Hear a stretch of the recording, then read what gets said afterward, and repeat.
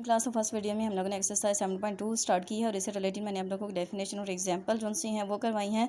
और इसके अलावा हम लोगों ने क्वेश्चन नंबर 1 का पार्ट नंबर 1 और पार्ट नंबर 2 किया था। नेक्स्ट हम करते हैं पार्ट नंबर 2, जिसमें आ जाता है we have to find the value of L मालूम कीजिए जब हमारे पास थीटा और रेदास की वैल्यू जो सी है वो गिवन है। थीटा की हमारे पास वैल्यू जो सी वो डिग्री में गिवन है, लेकिन जब भी हम लोगों ने फॉर्मूला यूज़ करना है इक्वल टू आर थीटा, तो थीटा की जो वैल्यू है डिग्री की बजाय हमेशा किस में होनी चाहिए, रेडियन में। तो करते हैं क्वेश्चन नंबर 2 का पार्ट नंबर 1। जी धन क्लास में हम लोगों ने एक्सरसाइज जो सी है 7.2 का क्वेश्चन नंबर 2 है, जिसमें हम लोगों ने एल की वैल्यू मालूम करनी है और थीटा की वैल्यू जो सी वो डिग्री में है।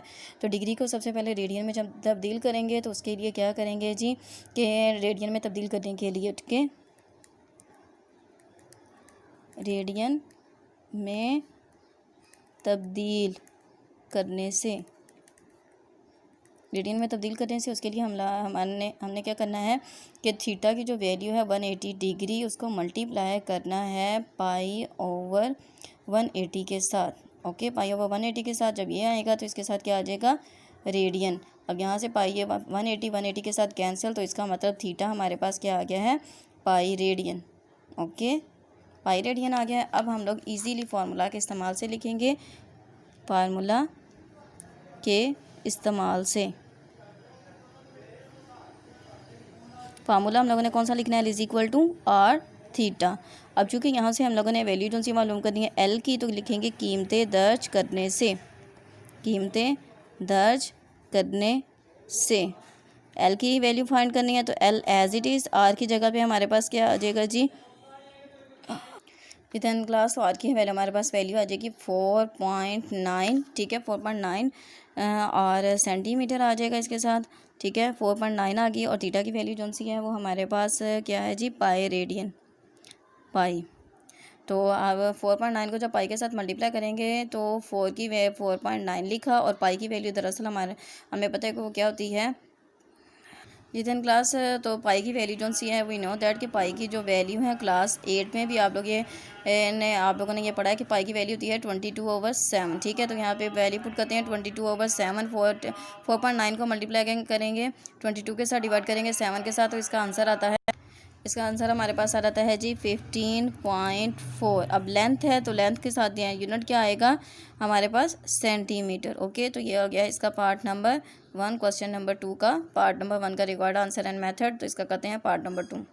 जी धन क्लास हमारे पास क्वेश्चन नंबर 2 का पार्ट नंबर 2 आ जाता है, जिसमें हमारे पास थीटा की वैल्यू आ जाती है 60 डिग्री 30 मिनट और आर की वैल्यू 15 मिलीमीटर। तो एल की वैल्यू जो सी है वो फाइंड आउट करनी है। तो अब चूँकि हमारे पास थीटा की वैल्यू जो सी है वो रेडियन में नहीं है, तो रेडियन में तब्दील करने के लिए, थीटा की वैल्यू को रेडियन में तब्दील करने के लिए क्या करेंगे कि 60 डिग्री लिखा, ठीक है, प्लस और ये 30 मिनट है, मिनट को डिग्री में चेंज करने के लिए क्या लिखेंगे हम, डिग्री प्लस 30 मिनट को फ़िलहाल लैदा किया, और इसको डिग्री में चेंज करने के लिए पहले क्या करेंगे कि यहाँ पे मिनट को ख़त्म करने के लिए क्या किया है, 30 को डिवाइड कर दिया है 60 के साथ, तो ये आ गया डिग्री में। यहाँ पे 0 के साथ 0 कैंसिल, 3 1 3, 3 2 6, तो आ जाता है 60 प्लस 1 को डिवाइड करें 2 के साथ, तो आ जाता है हमारे पास 0.5 डिग्री। अब इन दोनों को ऐड करते हैं तो हमारे पास आ जाता है 60.5 डिग्री। अब डिग्री में हमारे पास थीटा की वैल्यू आ गई है, इसको चेंज करना है रेडियन में। रेडियन में तब्दील करने के लिए 60.5 डिग्री को मल्टीप्लाई करेंगे पाई ओवर 180 के साथ। पाई ओवर 180 के साथ जब करते हैं तो हमारे पास यहाँ पे आ गया है रेडियन में।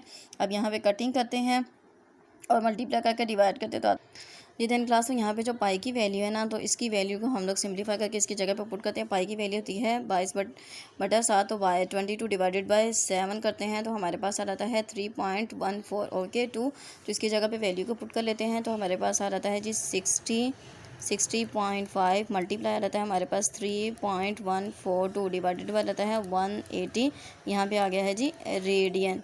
इनको मल्टीप्लाई करके डिवाइड करते हैं तो हमारे पास देखिए 3.14 मल्टीप्लाई आ जाता है हमारे पास 60.5 इज इक्वल टू आ गया डिवाइडेड बाय आ गया हमारे पास 180, तो इसका आंसर आ गया 1.056।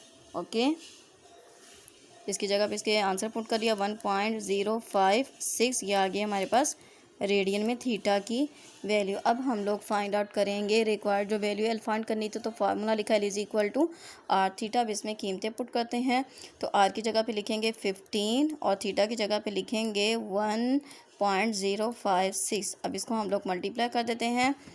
ओके, 15 मल्टीप्लाई बाय 1.056 ओके, तो इसका आंसर आ गया हमारे पास 15.84।